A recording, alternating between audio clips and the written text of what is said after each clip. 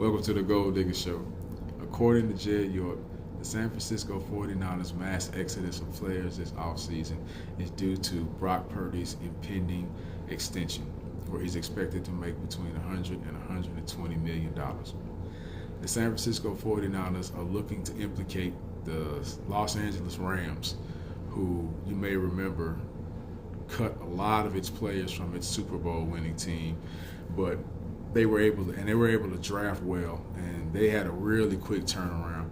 But the Rams are really good at personnel. They're really good at drafting. The San Francisco 49ers are not good at drafting and have not been at all under this regime.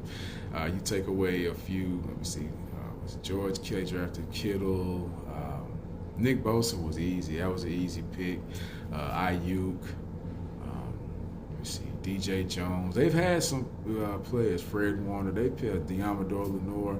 There's a lot, but there's a lot of misses. There's a lot of misses, especially in those first couple of rounds. So them being able to just do what the Rams did, it seems like it may be a bit of an uphill challenge, which is why paying Brock Purdy may be a mistake. That may be something that they need to kick down the road if it's at all possible. Because giving Brock Purdy all that money and this team not having too much depth on it and trusting that it's going to be able to have, and let's be honest, it's going to have one of the best drafts it's ever had in its history to be able to even compete this year at a high level, because the 49ers, especially on defense at this point, they don't even have a defense.